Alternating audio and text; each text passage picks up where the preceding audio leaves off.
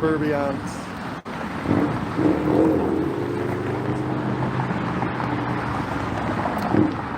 We're here. And then I want to look more into it, but that's where Ryan's going to be putting the new stuff. So, hey guys, it's Misopods and more with me. It's 30 degrees out. I'm kind of cold because I didn't dress the best, but here I am. I hope everything is going well with you and that you are taking care of yourselves and the ones that you love. Today I want to talk about Brian and myself. And I want to preface this and not say I'm sorry, but apologize for some things up front. First, some of the things I say may seem insensitive, unattached, unemotional, disjointed, whatever. And part of that reason is I don't cry. I don't express negative very well, at least publicly. In public, I, for lack of better terms, try to be more of a stoic rock. Someone can look to and say, he's handling it well, good, that's what we need more of. Because at times, everyone has the right to be emotional, but sometimes that's pressure on people, and it's pressure on myself, so I try not to do it. I am very emotional, and I do cry. I cried watching Brian's goodbye video while waiting for my daughter to pick my daughter up from school, and I was just kind of laughing to myself, saying, man, I just hope I dry up before she gets out here. So I do go through those range of emotions. I just express them differently. Additionally, I have lost people. I lost my best friend. He died in his sleep at 33. I lost Matus at 20. He was one of my Marines. Another, Salazar, again, my mom passed away from cancer. I've lost other Marines. I've had my share of loss. And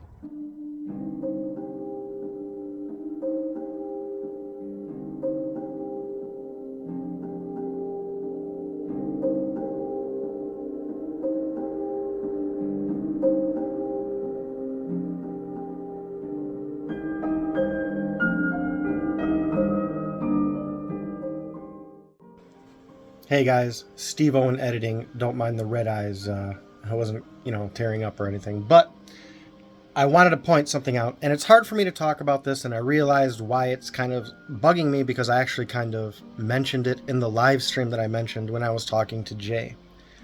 And one other reason I am... The term I think I used with Jay was kind of dead to death, but it's not, and I don't even want to say it's numbness, and I can't think of the word,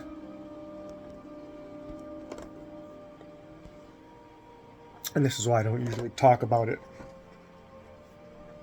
but in 2000, let me see, I went to boot camp in 2003, so 2004 December, I was on a Navy ship. We were on our way to Iraq and Kuwait, but we were headed into Guam. And I'm almost positive it was Christmas Eve. And again, it just...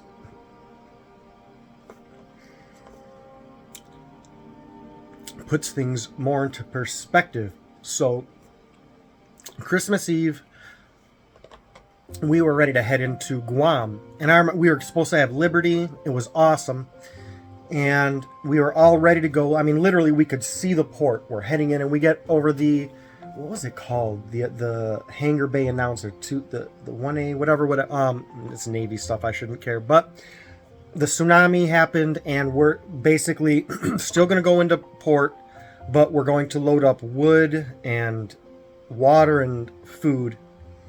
I should do a whole video because this is a very interesting experience and so many little things that I don't want to go off on tangents. I'm only kind of talking about the loss. So we went into Guam, got that. Then we went into Indonesia. The area I was in specifically is, I believe, called Banda Aceh. And the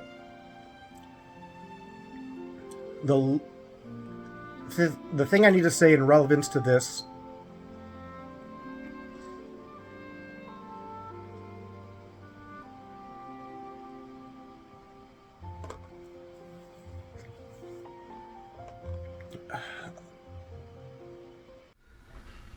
Edit it out. Adanana who? Edit it out. Adanana. You want me to edit it out? Adanana. Edit it out. Adanana. Edit it out. Adana. Edit it out. Adanana. Yes. Yes. Okay. No show. Adanana. Edit it out. Okay. Normally, I'll literally go through, say all this, and get all of this out, and then do a normal recording, but I don't really care right now. I have PTSD from my time in Indonesia, not from my 2 deployments into Iraq and Kuwait. And it started when we were in this helicopter.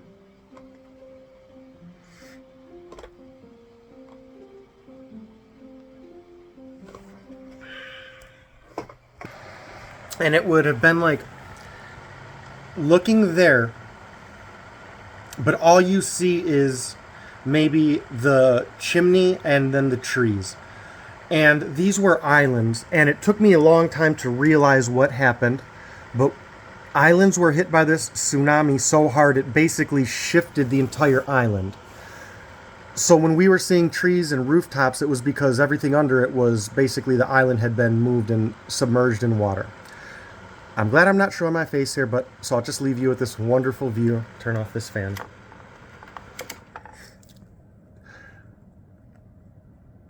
When I got there, all I did was, in essence, move bodies.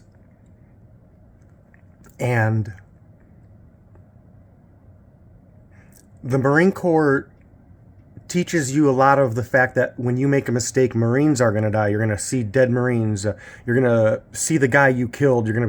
They teach you bayonet training, so they get you with the at least comfortable with the fact that you're going to be face to face with someone when you stab and kill them.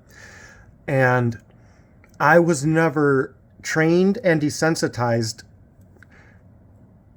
to eventually moving innocent people who were drowned.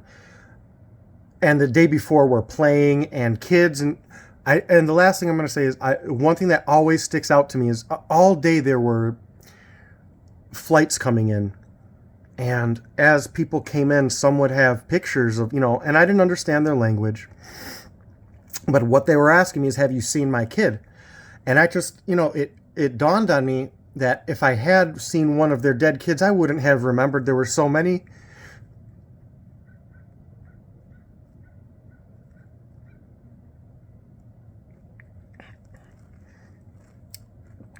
And the helplessness of both, that I couldn't help them or what happened, the person they were looking for. That was very hard. And that, like I say, I have aspects of survivor's guilt, both from that and, like I kind of mentioned, I lost Marines in country, and it even after, as a matter of fact. So I didn't want to talk about this. But I hope it puts some context to, again, why I am so detached from, or, again, I can't think of the word, but, gosh, I look like a freaking mess. I say I have dealt with that kind of stuff, so this is why I say this will sound incredibly detached. Brian passing away, surrounded by his loved ones, being able to tell them that, leaving this legacy, it's beautiful. I'm happy it's under these circumstances. I'm going to talk more about this later in the video, so I apologize, but this is one of those moments where I say, this will sound very cold and insensitive to some people, but I'm happy for Brian. I'm happy for how things worked out, and because, again, they could have been and this is not the way to look at life, they could have been a lot worse for him in so many ways. So God, I'd say God has graced him with that blessing to be able to, again, be surrounded by loved ones, have lived a rich, long, fulfilling life, and He has touched so many people. Let's hop back into the video because I'm a mess. I may actually put something over my face, like some nice scene. Some people haven't, and some people, like I always say, people grieve differently. And I will often get accused of being, again, unemotional, thoughtless, or very blatantly be told, oh, you know, Steve-O obviously doesn't care because he's not reacting like we are.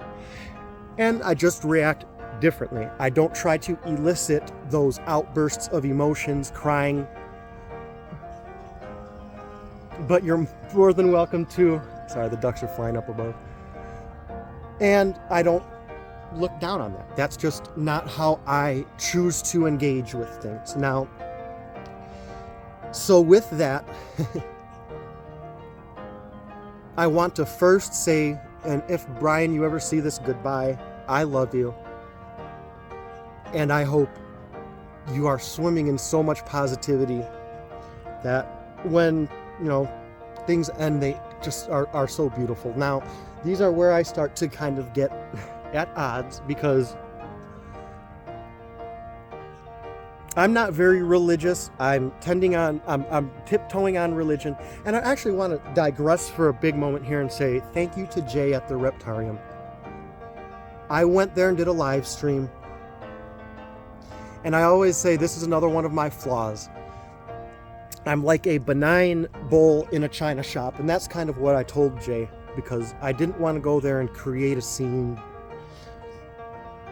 add emote, you know, just I don't want to be a problem. But I have a philosophy that we often spend time waiting for the right moments, the right times, waiting for me to figure out the right way to say things. And often we never do those things, we never say those things, we never comfort those people. Instead, we are always waiting on those times. And I always tell my daughters, you don't have to do everything. You don't always have to end world hunger, but you can end hunger for the person in front of you by giving them some food. And you do what you can when you can with what you have and hope that when you need, people do the same. So I went down there and did a live stream just trying to be positive, and I got a chance to talk with Jay for a little bit. Not long enough, but it was wonderful.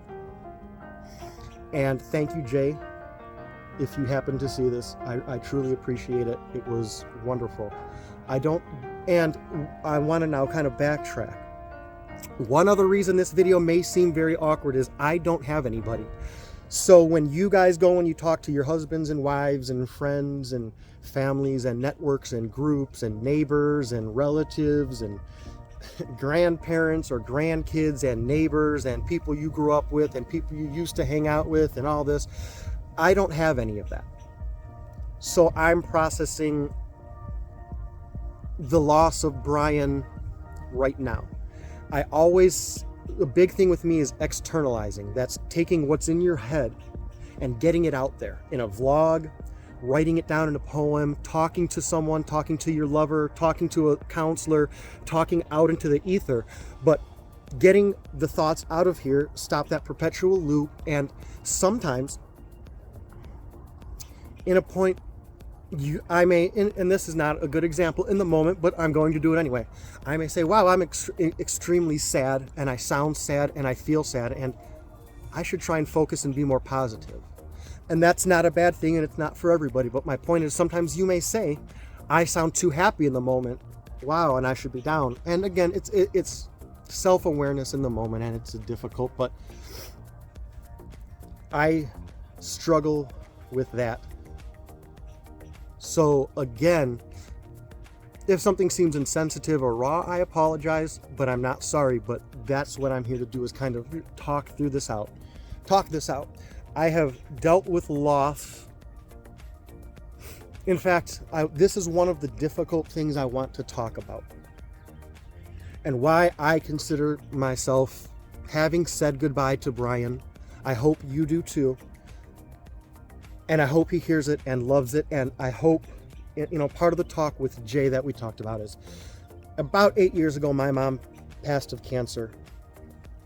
And actually, it was about a month and a half before that I mentioned my buddy Rob, the 33-year-old, passed away. It was a crazy time at that point. But That was it. Thank you for being patient. The reason I feel it's important to say goodbye and kind of leave it is, I mentioned my mom, but I'm not going to try to mention people because I tried not to be accusatory or say something the wrong way. Again, I'm that benign bull in a china shop. So sometimes trying to say the nice thing, I drop a name and someone gets upset, and I don't want that. So one of my relatives, when my mom was passing of cancer, could not handle seeing the dramatic decline in health from one day to the next in my mom, and they stopped going. And some people were upset at that person, which I understand, but I also understand that person's perspective and how hard it was to see that change, and the fact that some people would want to keep an image in their mind and their heart. When they close their eyes, they want to see that person in their glory, that smile, full of life, laughing right after they give you a hug, when they're, this view. This is what they want to remember, not weeks and months into chemo, cancer, weight loss, hair going. It's tough to see. Again, I've seen worse myself, so it's not that hard on me. But people who have not experienced things like that, I can understand why that person did not want to see that. And I can also understand how hard that was for the other people to hear that that person couldn't be around because of that.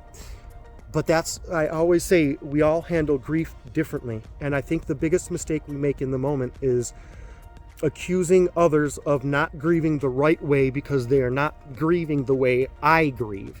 And I say, we need to, in these moments, step back and say, why is that person doing that? They're handling their grief, may be wrong, but that's what being loving is about in this moment. The last thing I want to talk about is the legacy of Brian, because I'm talking about Brian right now, and I'm going to be talking about Brian in the future, and that is such a beautiful thing. And again, I'm trying not to drop names, but I was talking to someone else about how Brian's condition has affected them, and they said something akin to, I feel odd that I'm so affected by someone, not crazy, but just like I'm affected by someone who I've never met, never will meet, and so on and so forth. And I want to explain that as part of Brian's legacy, and that is part of what a community is. A community is when you have this loss. I was looking for a saying, but it's something akin to, because I know this, but I always say, sometimes there are someone who said what you think a lot better, and they said it a lot longer ago and a lot more eloquently. But in my own words, when you share your burdens, the burden is lighter. If you have loss in your life, failure, whatever, when you can share it with people who care about it and want to help you, that helps.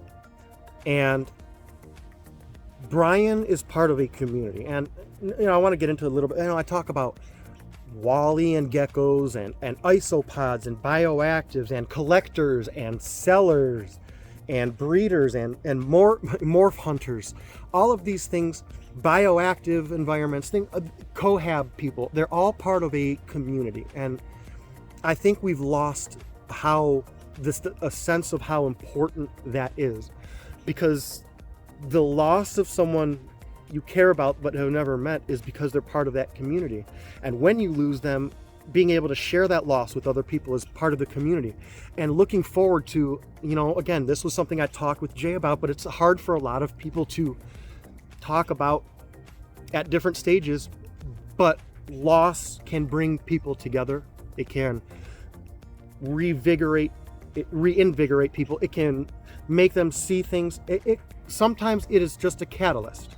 And that catalyst can be good, bad, and different, and in between. But very often, if you have positive people in a positive community, you can take a moment like this and, again, reach out to someone, comfort someone, talk to someone, ask how they're feeling, share a memory about Brian. I was talking with Jay, and it was so nice because I'd never seen Jay before, and it's ironic. He put out a video today that I have not watched because I was driving, and I don't watch while I'm driving, but they put out a video, and I hadn't seen his face. I got to talk to him, but that was so nice. But what was it that I was saying?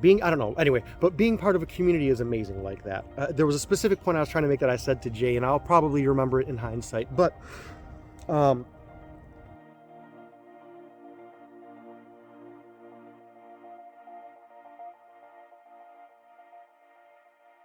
Get comfortable and let them find a position they're comfortable with, but just like that. Is it good when they just stay still in your hands? that feels so. I've never done that. You're doing fantastic. See, he's trying to get himself comfortable right now. I just held one and it just didn't move at all. It just stayed. That is such a peculiar feeling. It is. It's like they're always hugging you. Yes. I'm gonna try. Oh, I see? don't want. Oh, he's going around I your want finger. to hold midnight again. We can No, hold I midnight haven't. again. Yay! I'll just rush right over there. So Oz is a mandarin rat snake. That I don't know. Being part of a community, being part of something lasting, and part of a legacy.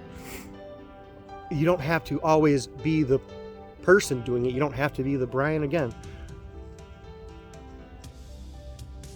4 squirrels fighting.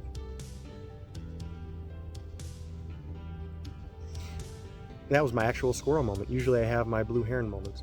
I don't know. It has been a lot.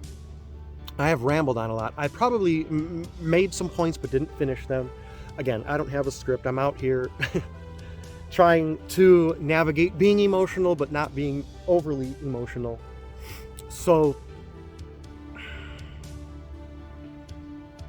if Brian sees this again, I love you and I hope everything goes well. And to everyone else, part of the community, the reptile army, everybody at the Reptarium, grieve, but you don't always have to grieve while frowning. You don't always have to grieve while smiling. Grieve, get it out, and again, the only thing I ask is try to find some positive. Try to express the positive. Try to, mourn gracefully, I guess. I understand not everybody can, and I'm not going to hold any of you to account if you can't, because again, we all grieve and handle loss differently. If you need help, if you want to chat, if you need anything, I can't do much, but I can listen and I can talk and hopefully provide that. So if you need that, feel free to hit me up in whatever capacity you need. But Brian, Reptarium, Reptile Army, all of you nature nerds out there, I hope everything is going well with you, that you're taking care of yourselves and the ones that you love, and that no matter what, we are staying positive, staying strong, and staying together as a community. Thank you. Love you guys. Go easy. Scale is Texas rat. I have not. Don't get me in it.